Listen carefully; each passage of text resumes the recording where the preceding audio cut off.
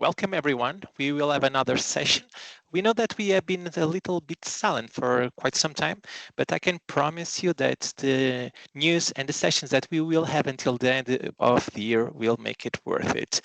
Right now, we will have Dennis with us. It's not the first time and certainly will not be the last time that he is with us.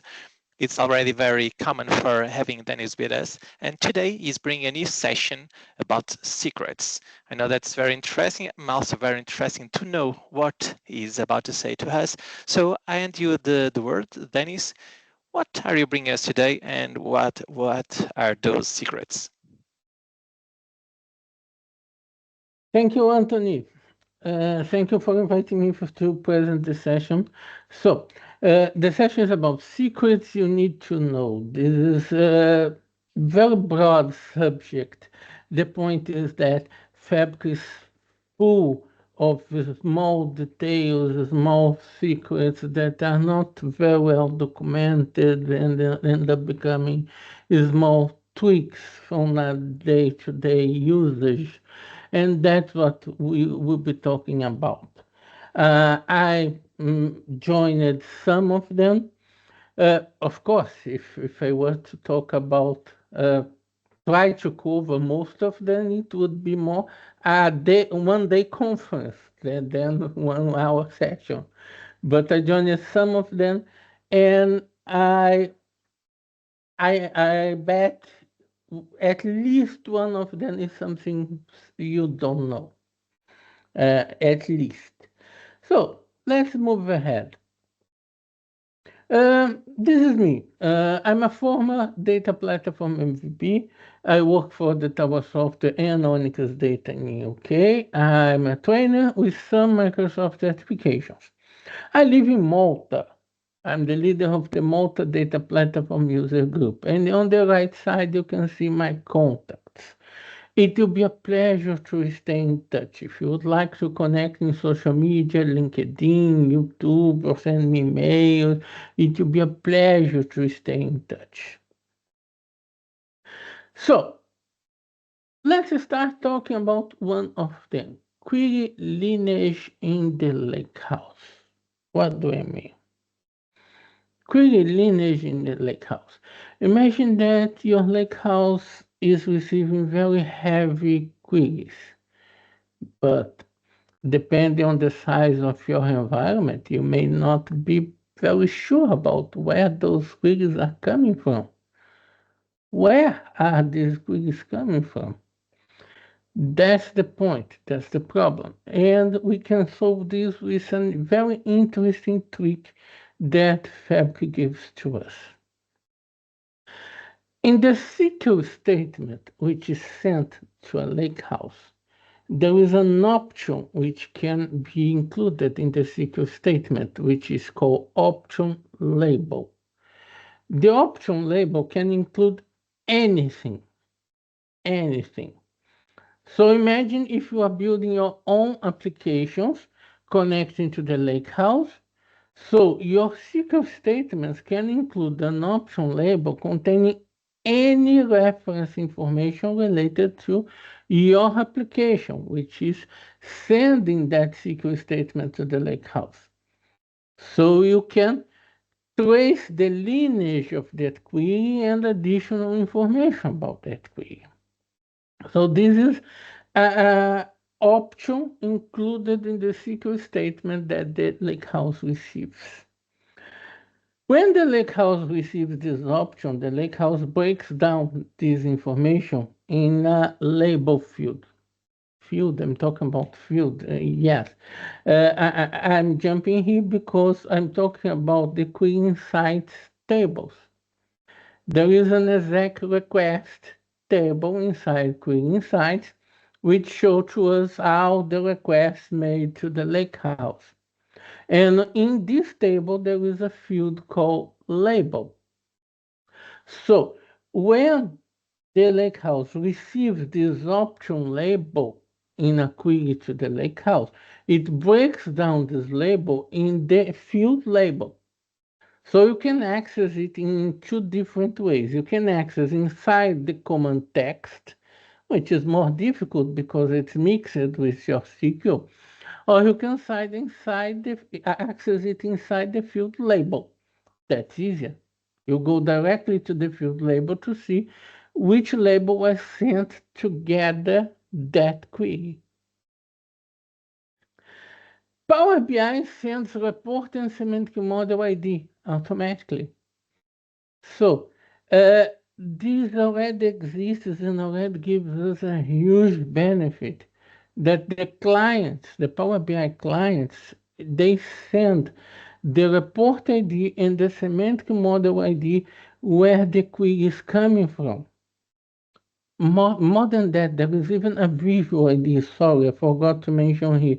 There is even a visual ID.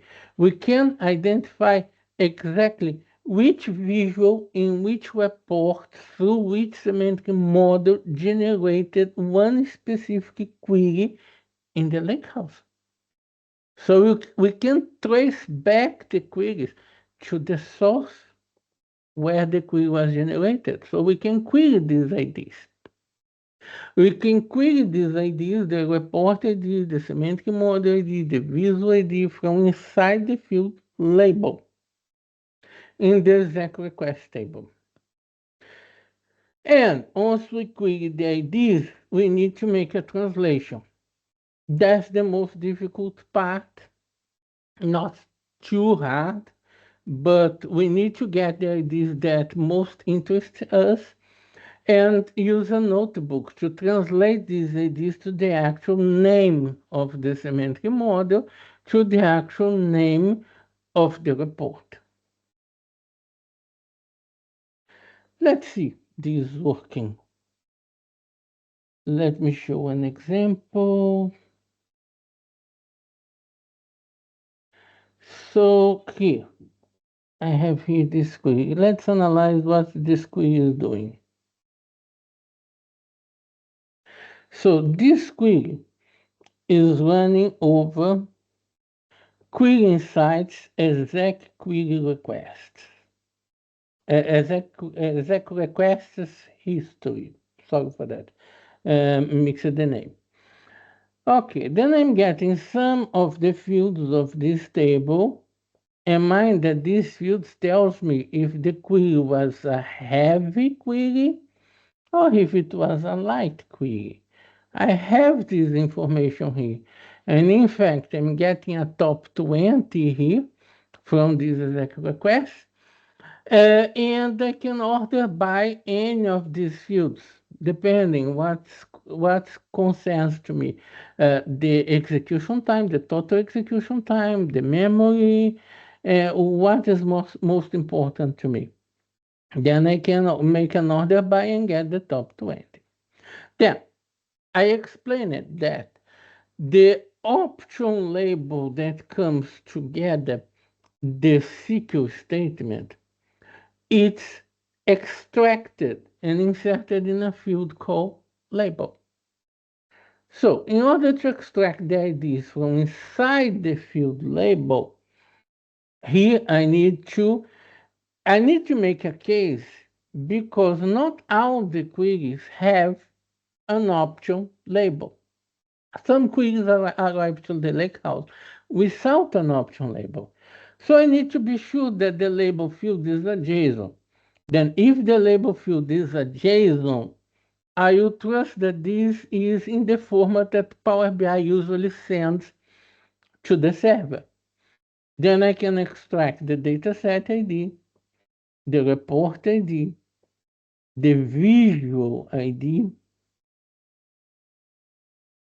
and there is also an operation ID, which operation in the report caused the execution of this query. This table exec requests history also has a field called program name. So I can filter by the program name. I can exclude some program names if I know that some of these program names are not directly related to my reports, for example. So I can analyze the queries, the source of the queries according to the program name. The amount of historical data which is kept is huge, so we may choose to query from a specific start time. I usually exclude the statement SP set session context. This is a statement used by the client providers for a SQL endpoint. And if I analyze query performance, this changes a bit the result. It's better to not involve these statements. Then I want only the succeed queries. I could be looking for failed queries in special cases. Yes, I could. And I'm ordering by total elapsed time desk. Let's check the result.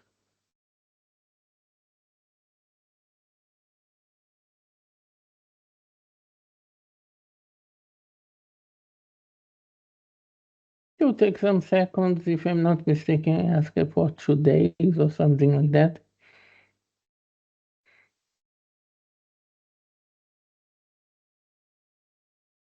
There it is. Here is the result.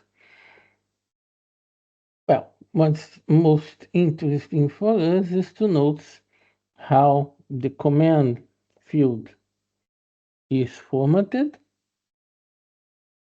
I can copy the command field here.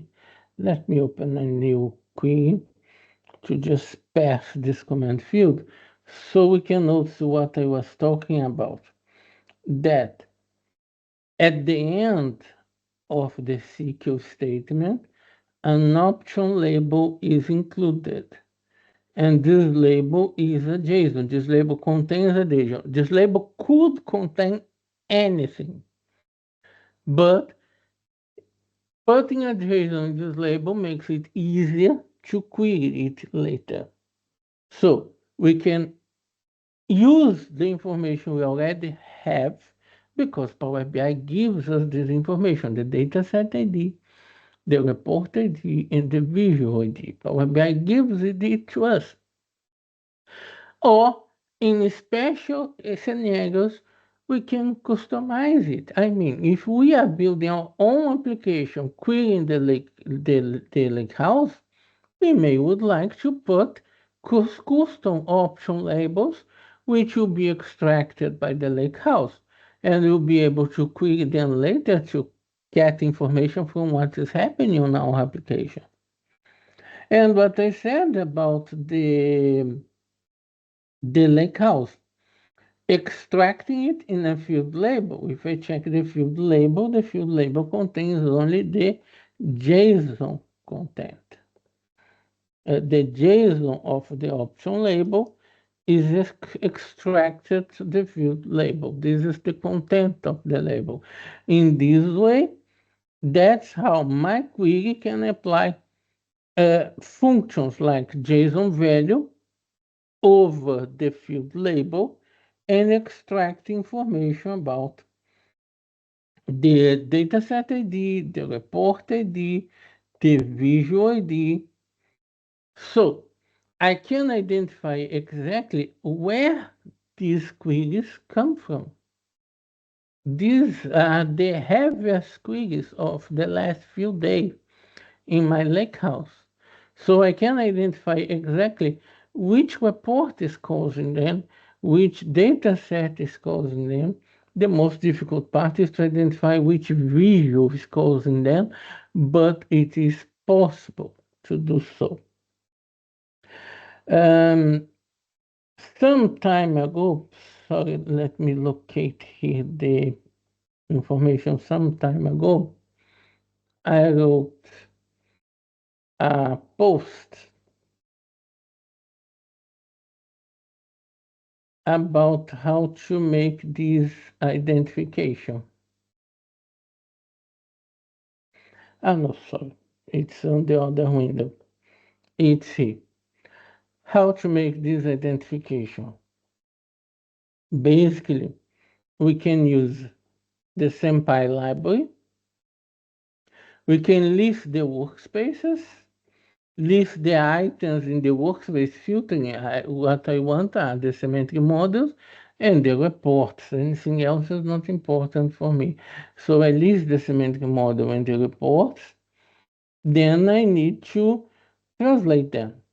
I need to translate them, get the list of semantic model and reports according to the information that I need to map. I may create an array of the IDs and then translate them to the name. This is an article that I published in Simple Talk explaining how to make this kind of translation, this kind of lineage and lineage check and translation. Okay, and additional details like program name, for example, we can check the program names that arrive into my lakehouse.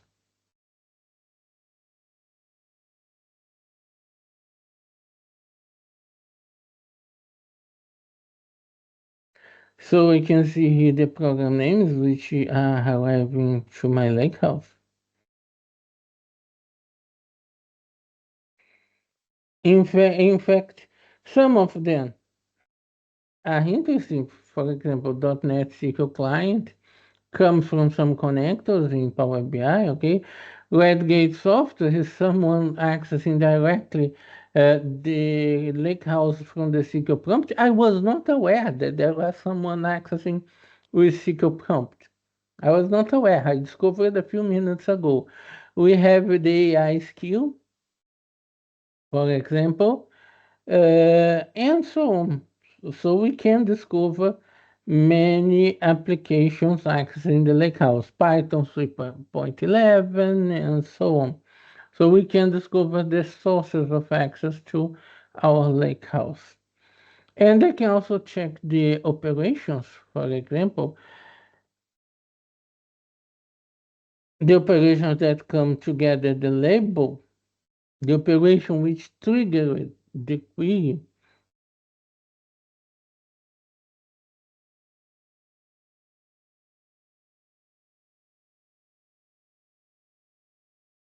and here we see some of the operations which triggered the query. Report Copilot context data. So someone used Copilot here and some queries were generated by Copilot. Auto page refresh is because my reports use auto refresh on the page. Most of my queries use this operation. Reflex means a query which came from data activator. Dataset execute queries is a refresh of a dataset. So we have here an identification of what triggered one specific query which arrived to the lakehouse.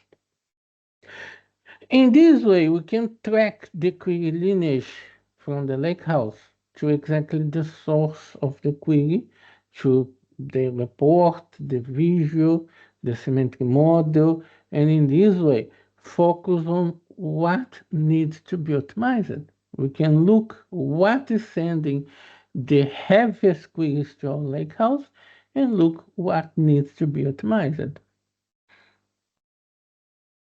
A reference to the article that I mentioned, I was showing about query lineage in the lakehouse. You can see more details about this that I'm explaining.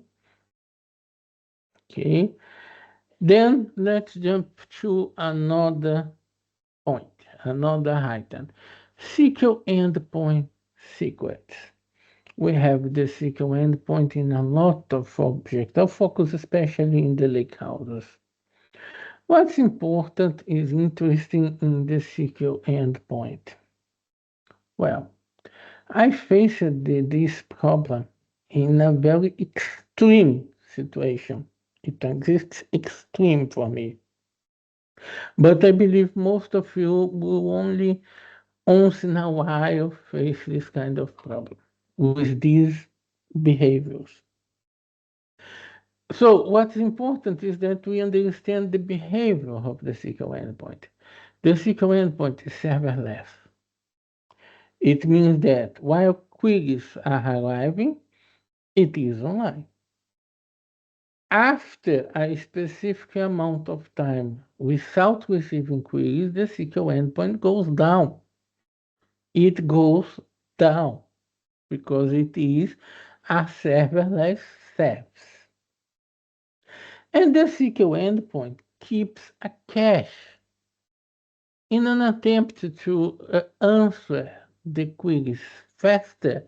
The SQL endpoint keeps a cache of the queries that are arriving. In this way, it's possible in some small intervals of time that the information updated in the lakehouse is not what is being sent by the SQL endpoint. If you make it very fast, I mean, if you update the lakehouse and you very fast query the SQL endpoint, you may not see your update. Maybe some of you may have faced this issue before and were not aware about what was causing this issue. The cache of the SQL endpoint. It refreshes the cache automatically. Most of the times, we should not worry about this because it refreshes the cache automatically. Most of the times, it will seem like a small glitch in the data. So we have the OneLake, we have the SQL endpoint as a serverless element, we have a cache kept by the SQL endpoint, and we have an automatic refresh of this cache. So the SQL endpoint refreshes the cache of data it has automatically. When this could cause problems, one of the situations when this could cause problems is when we have a specific work hour. For example, you work 9 to 6 and then no one is accessing your environment. What will happen? The SQL endpoint will go down. Yes, the SQL endpoint will go down.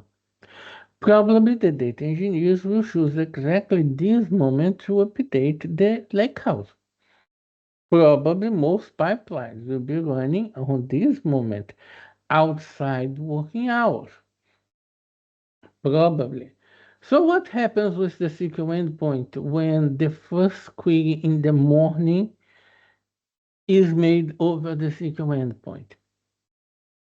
What happens is that the cache is not updated. The SQL endpoint is using a node cache, a cache from the previous day. So the updates which happen at night will not be immediately reflected in the SQL endpoint in the morning, on the first query in the morning. And I already found some people in some forums complaining exactly about this problem. And it's a problem of the refresh of the SQL endpoint. Once the SQL endpoint managed to refresh the cache and refresh the cache related to the tables it has, the problem goes away. So the consequence of this scenario is that the cache can be outdated, especially noted on the first access in the morning, but the number of files affects the cache refresh. I'm sure all of you are very careful with your lakehouse. All of you keep a good maintenance schedule of your lakehouse. Because although even I wrote articles about this, a lot of articles about this, I confess, for some moments I didn't pay too much attention to this maintenance. I was not fully aware about all the consequences this could have besides the performance. The problem is when the number of files in your lakehouse, and I'm not talking about active files, it can be unlinked files. It doesn't matter. When the number of files in your Delta tables, in your lakehouse, gets bigger, the SQL endpoint gets blocked. The SQL endpoint starts failing to refresh. The refresh starts taking more time, or sometimes it starts failing. It doesn't complete the refresh. I got this extreme situation. This extreme situation. And this highlights how the maintenance of the tables in the lakehouse is extremely important. This highlights how the number of files in your tables can affect how the SQL endpoint works. Okay, let's talk about number. What number am I talking about? Between 800,000 and 1 million files. If your table gets closer to this, your SQL endpoint will stop the refresher. Not stop, it will potentially fail the refreshes. Potentially fail the refreshes. So you need to keep a good maintenance and not leave a table get not even close to that. Okay, some features were included in the UI to allow you to see the last refresh of the tables. For example, you can go to a table, look into properties, and this last information here is the last time the table was refreshed from the lakehouse. So if you are in doubt, if you are seeing the most updated data in your table, you can go to the properties of your table and check the last refresh and see if you know that there was some update after this last refresh, you know you are not seeing the most updated information. Here in the UI, you can just choose the refresh option. You can manually choose the refresh option, and this will solve the problem. You solve the problem of an outdated cache. Okay, but what if you have a consistent problem of the morning problem? Consistent occurrence of the morning problem. Every morning the SQL endpoint awakes outdated. How do you solve that? A possible solution to that is a simple refresh in the lakehouse, solves the problem. But am I saying to do it manually? No. You can trigger the refresh after a lakehouse change happens. So I was distracted when I wrote this. You can trigger the refresh after a lakehouse change happens. So you have an ingestion, you have a pipeline. When I say pipeline, it may be a pipeline based on notebooks, a notebook inserting data in your lakehouse. So at the end of your notebook, you can put the code to trigger the refresh of your lakehouse.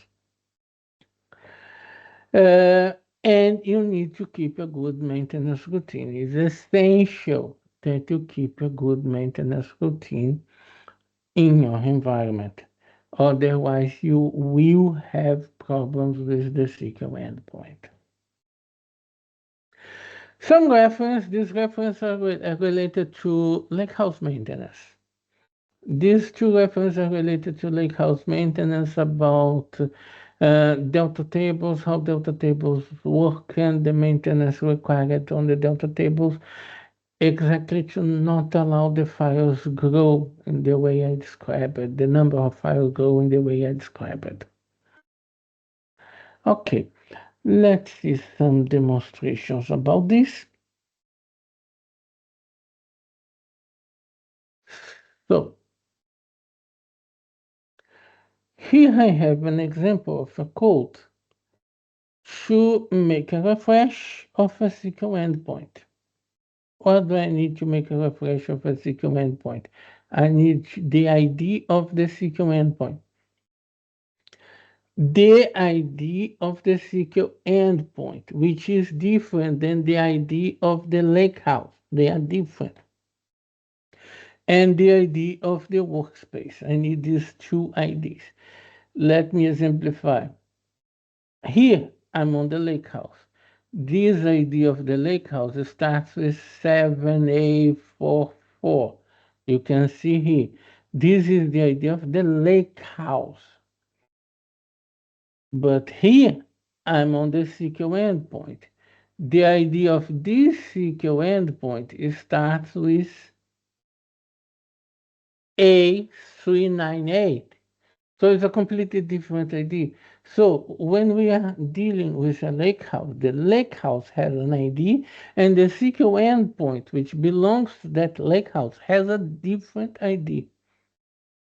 So in this case, for the refresh, we need the ID of the lakehouse, of the SQL endpoint.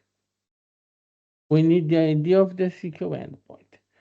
So using the ID of the SQL endpoint, we can use the Senpai library.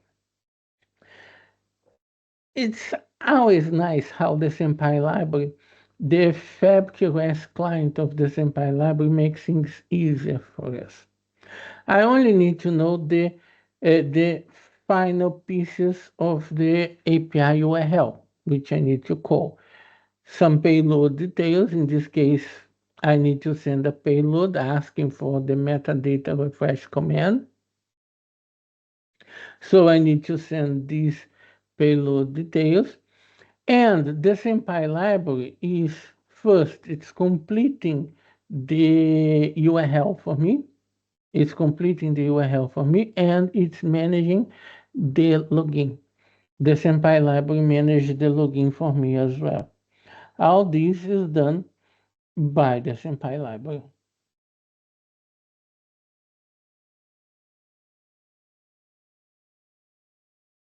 Then I'm printing a response. I built this notebook in a way that this notebook can receive two values as a parameter. We can mark this toggle parameter cell. We can mark this initial cell with two values as parameter, and this notebook can be called from other notebooks, making ingestion of data. So we can call this notebook from other notebooks asking to make the refresh for the SQL endpoint.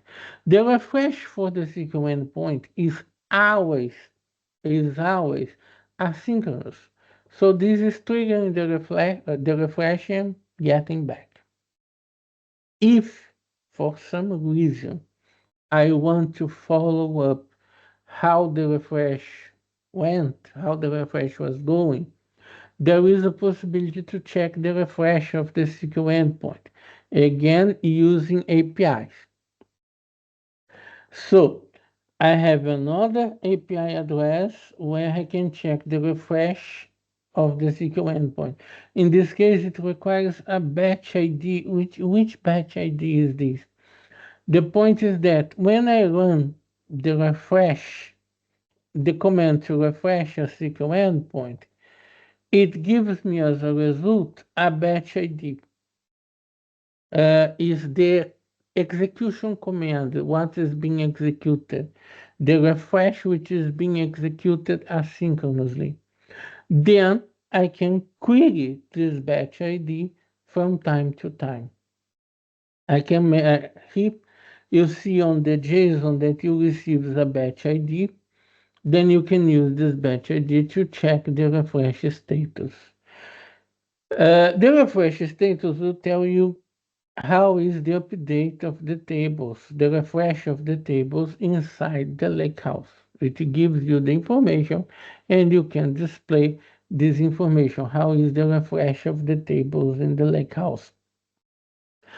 In this scenario, I don't have updates in this lakehouse. I don't have recent updates in this lakehouse. So the refresh command notices it was not updated. And it doesn't even update the last update date of the table. The last update date of the table continues to be the same. But the point is, in some scenarios, especially if you have this morning trouble with the update of the SQL endpoint, you can use the notebook like this, use this kind of notebook, and call this notebook to force the refresh. In this way, you completely eliminate the morning problem. You completely eliminate your morning problem, your SQL endpoint will be updated in the morning. Okay. Let's move ahead. Notebook is shadow disabled. This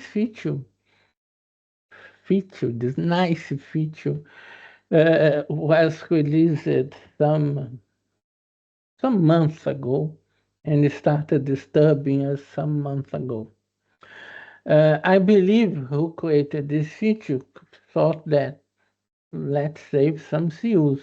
If the notebook is generating error and continuous error, let's disable the shadow. That's great. This means that a notebook shadow is disabled after 4 errors. If the notebook execution results in 4 sequential errors, the shadow is disabled. But no alert is generated. No alert. There is no alert that tells us, oh, I disabled that notebook for you, okay? That notebook is generating errors and I disable it for you, okay? There is no alert about that.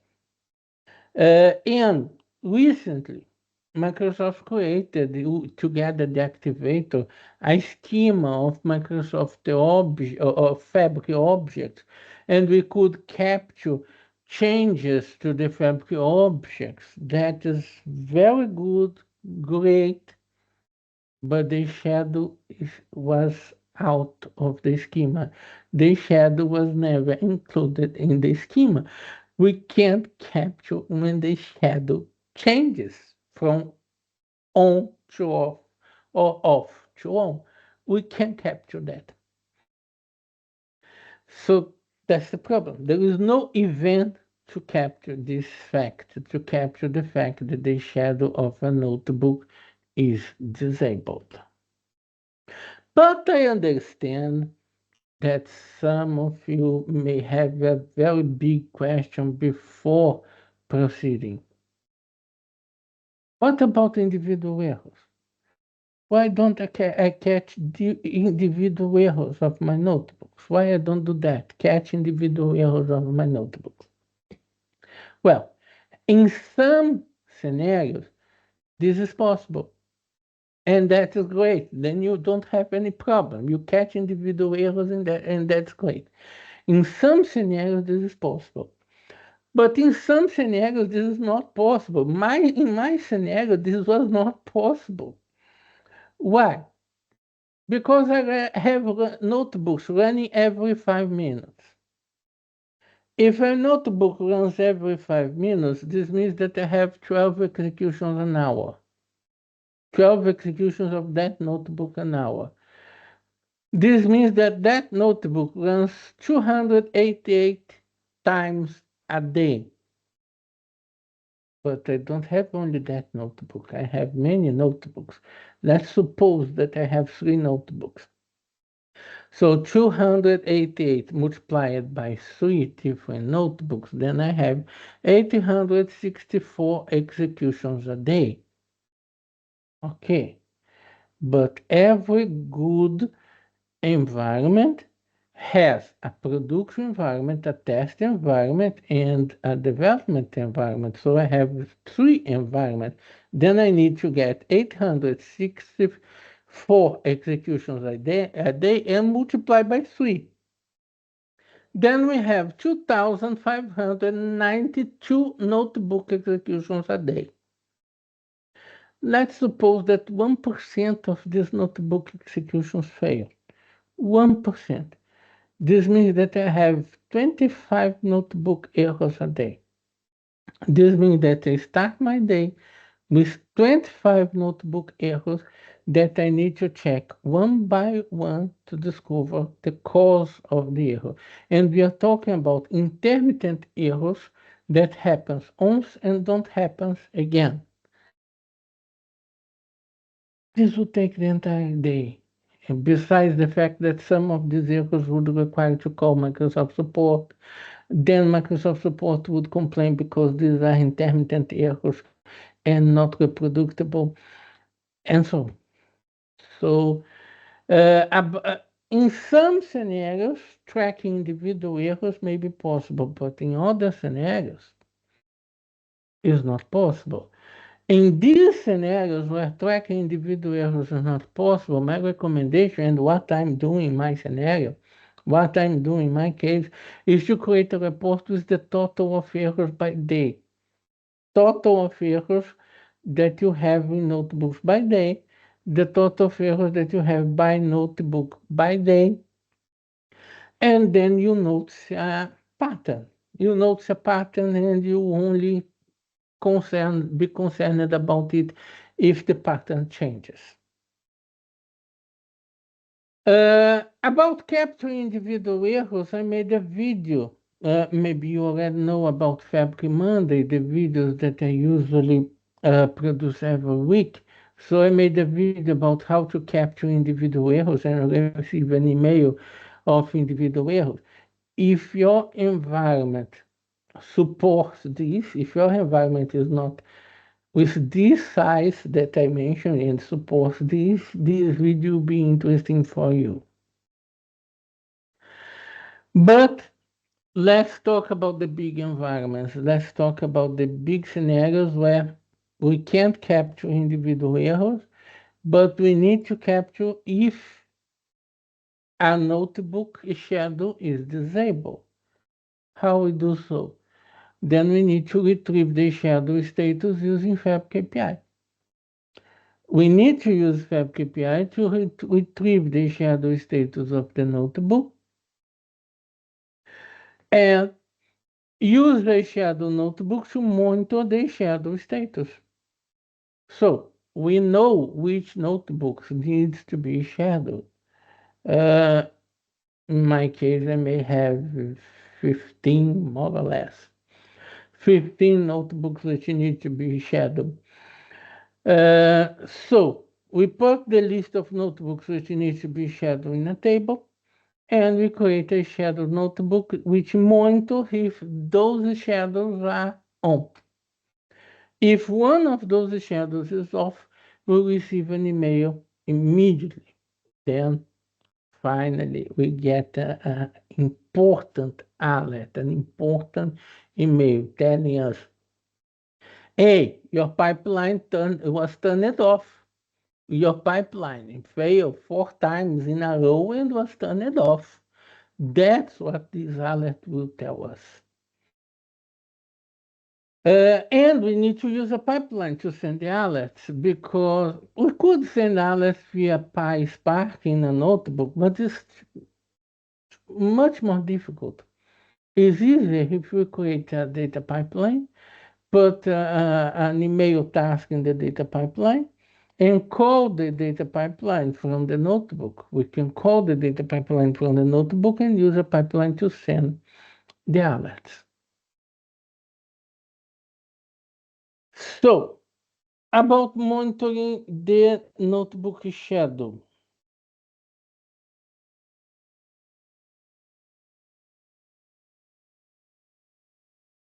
I have here some code examples for this. I have the actual code here. I have the actual code here to check a shadow of a notebook. What do I need to check a shadow of a notebook? I need the notebook ID. I need the workspace ID. mind the address of the API: workspaces, workspace ID, items, notebook ID, jobs, job type, is shadows. So I can retrieve the shadows that this notebook has, which is usually one. But I need to include here the job type. The job type is a fixed name. Is a fixed name called run notebook in this case. So this fixed name tells us that we are trying to retrieve the shadow of that notebook. So if I execute this,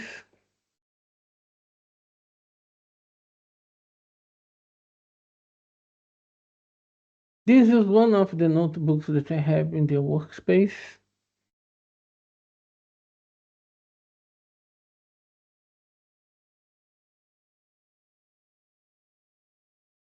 And it retrieves the shadow of the notebook for me and retrieves the enabled status, telling me that the notebook shadow is not enabled. This is a problem. At this point, I should trigger a pipeline to send an alert. Send an alert telling me, oh, your notebook is not running. Your notebook shadow is not running. Okay, let's see an example. That notebook ID is the single refresh. Let me turn on the shadow, apply, then check the shadow again, enable true. That's it. So now using this API, we can check if the shadow of a notebook is on or off. Then we will not be caught by the errors, by the continuous errors. I mean, if the notebook generates an errors 4 times in a row, the shadow is disabled, and that's a problem. Then you'll be advised by using this monitoring, you'll be advised about that. There is another interesting scenario. Let me exemplify using a different notebook ID. Let me change the notebook ID here. But this is a small detail that you need to work for it in the code. Another interesting scenario is that the notebook have never been shadowed. When the notebook have never been shadowed before, the notebook in fact doesn't have a shadow. So the value returned by this API is completely empty. It's not true or false. It's empty because the notebook was never a shadow.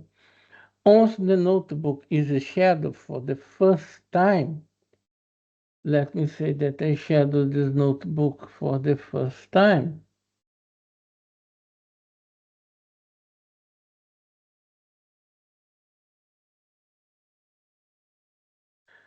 Okay, the notebook now is a shadow. Then I can execute.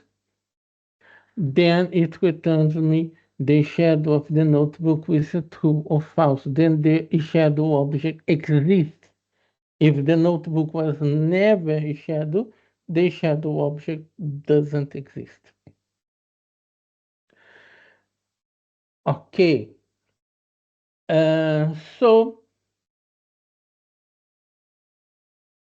moving ahead, I'll mention about Infinity Notebook Loop. I don't have a demonstration about this, but I'll explain how it works. The problem in relation to this is that notebooks can't run continuously.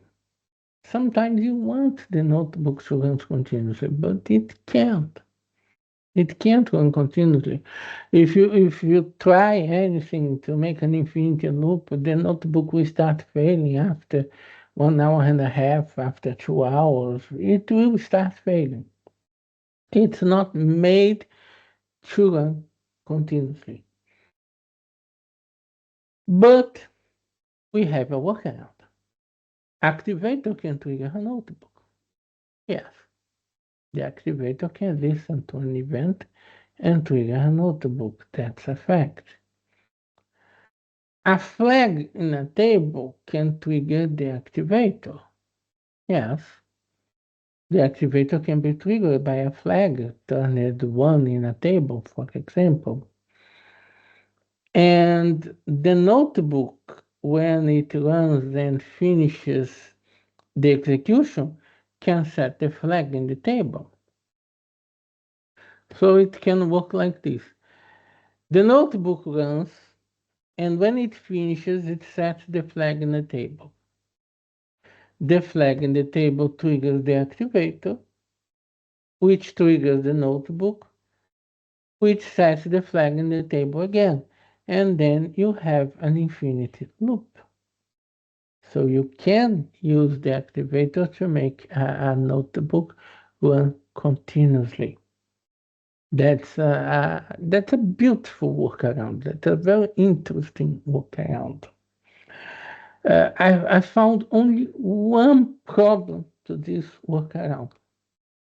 The activator today, it has a delay to trigger the event. The activator can take up to 5, 10 minutes to trigger an event. So between one execution and the next execution, you can have intervals of 5 and 10 minutes. If this is acceptable in your scenario, great, this workaround works for you. If this is not acceptable in your scenario, unfortunately, this workaround will not be good for you. Okay, then long query start time. This one is not documented anywhere. Anywhere. This is a result of details that I observed in my lake house. I noticed these details in my lake house, plus some details that were told to me in the past, adding 2 and 2, and I concluded this. I may be wrong. I may be wrong. My conclusion here may be wrong.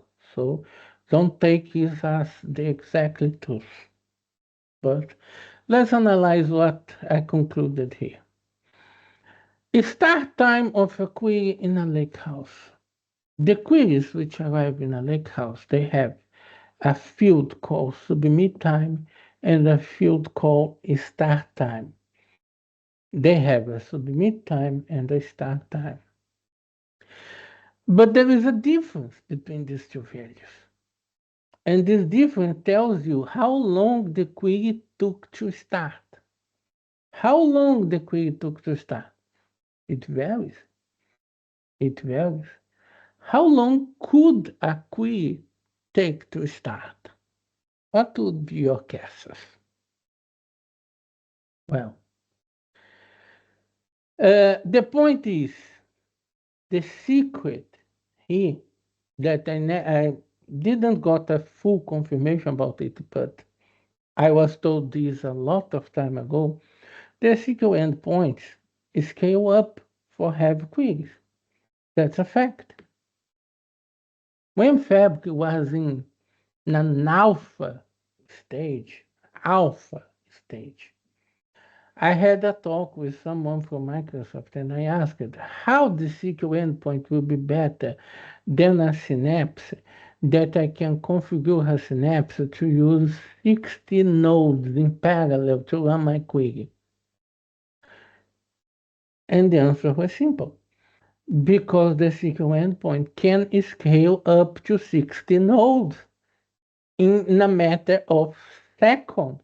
When the query arrives, the SQL endpoint decides the scale up that query will need and make a scale up for the query. It can go very high if the query is a very heavy query. Conclusion. My conclusion from these observations is that the starting time of a query in a lakehouse points to how much the environment had to scale up. Okay, you may be thinking that I'm exaggerating here. It's a big jump. I'm exaggerating here. Let's see what I'm talking about. Let's see an example.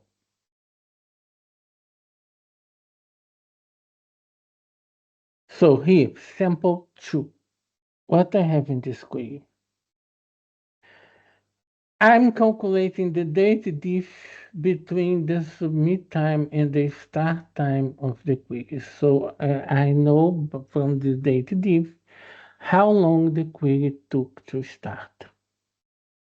And I'm using a case to classify this start time. Classify the start time of the query.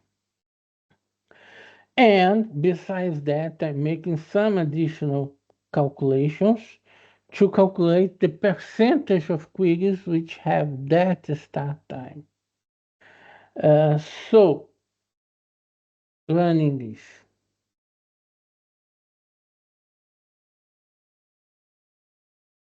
The point is that in my lakehouse, two queries, only two, but two queries took more than 2 minutes to start.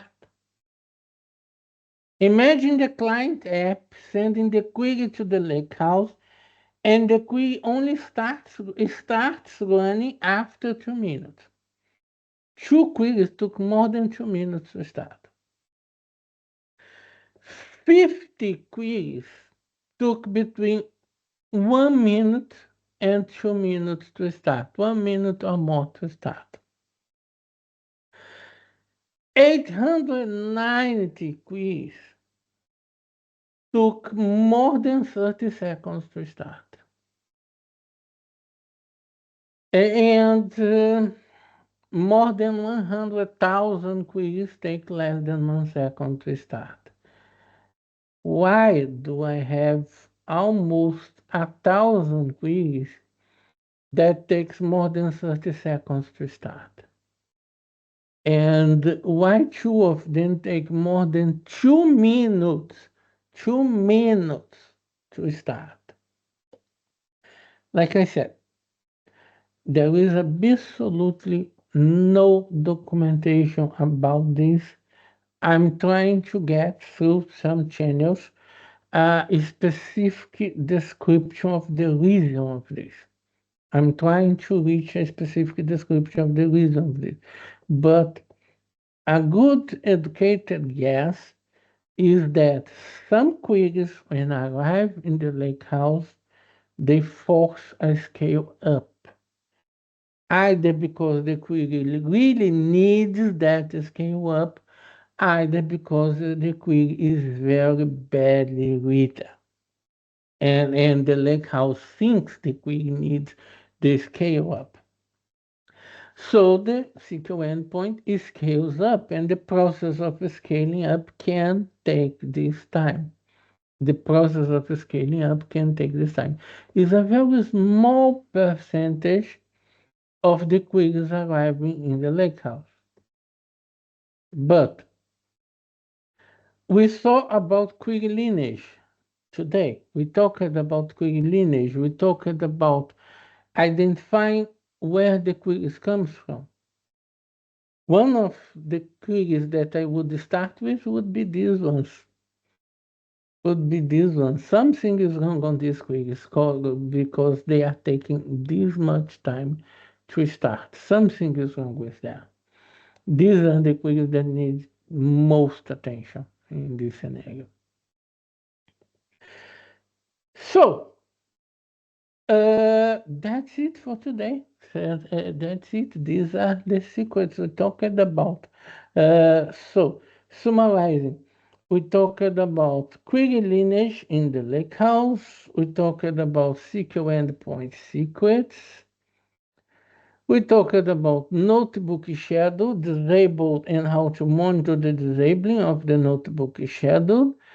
And Infinity Notebook Loop, and finally, long query start time. I hope you got some new information from this session. I prepared, imagine that at least one of these would be new for you, for all of you. Thank you very much. Thank you. Thank you, Dance.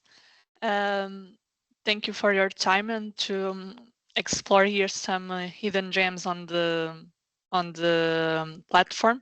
I don't know if we have any questions. If not, well, you are free to reach us afterwards if anything comes into mind by chat or through our contact platforms. So